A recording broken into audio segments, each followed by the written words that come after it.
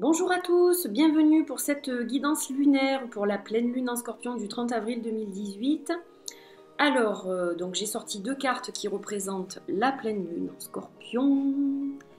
Voilà, issues du Astrologie Oracle, Witchbone Astrologie Oracle, pardon.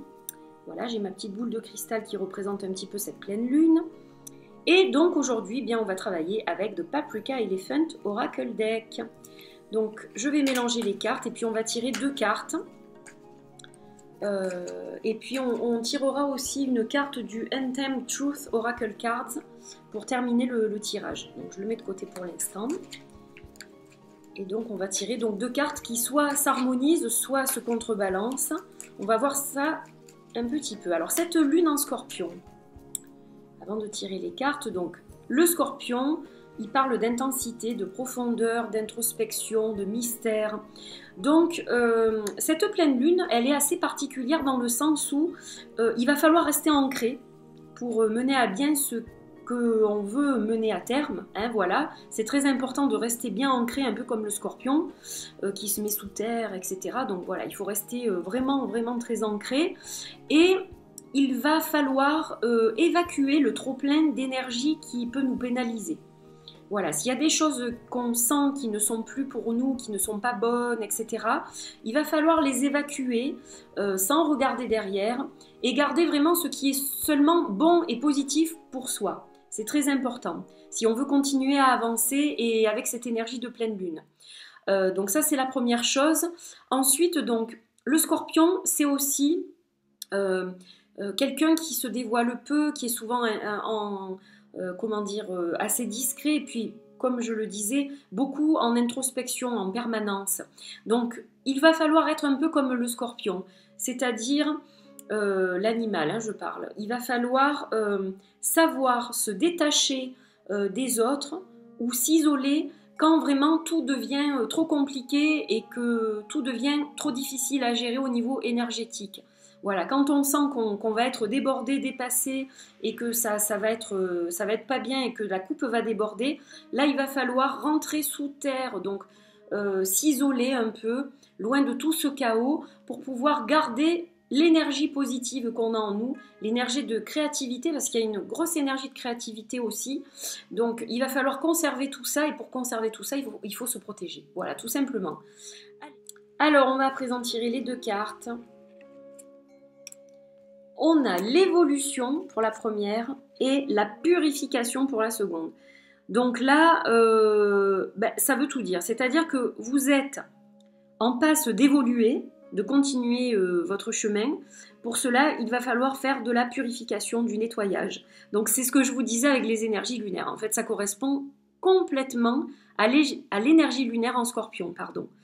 L'évolution, elle est là.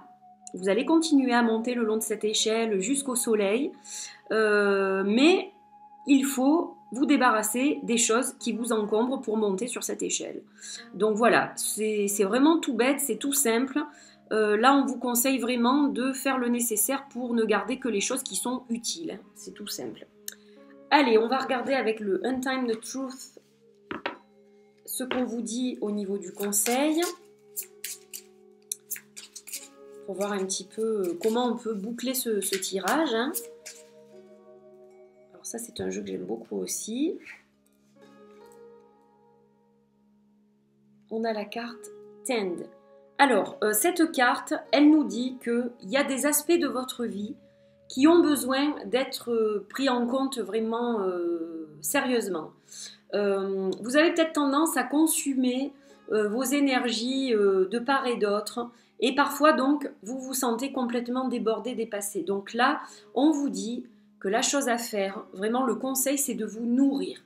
De vous nourrir, alors pas seulement au niveau alimentation, hein, ça c'est important aussi, mais de vous nourrir de choses qui peuvent vous être profitables en fait. Donc, regardez un petit peu autour de vous, rapprochez-vous des gens qui sont positifs pour vous.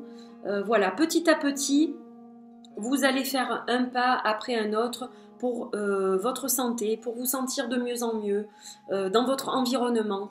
Donc voilà, prenez soin vraiment de vous, c'est important. Cette fleur, vous voyez, elle a besoin d'être arrosée pour fleurir et donner de jolies clochettes bleues. Donc vous devez faire pareil. Vous devez vraiment travailler la purification. Vous devez vous nourrir correctement, vous nourrir de choses qui peuvent vous faire du bien. Donc nourrir, c'est-à-dire vous pouvez faire du sport, vous pouvez lire, vous pouvez faire vraiment les choses qui vous apportent du bien-être. Voilà, tout simplement. Donc, quand vous vous sentez un petit peu dépassé comme ça, eh bien, isolez-vous et nourrissez-vous de ce qui peut vous ressourcer. Donc là, c'est l'eau qui ressource les fleurs. Vous pouvez être ressourcé en allant au bord de la mer, en baladant en forêt, en faisant de la méditation, en faisant du yoga, en faisant un massage, enfin bref. Il y a plein de choses qui peuvent être profitables.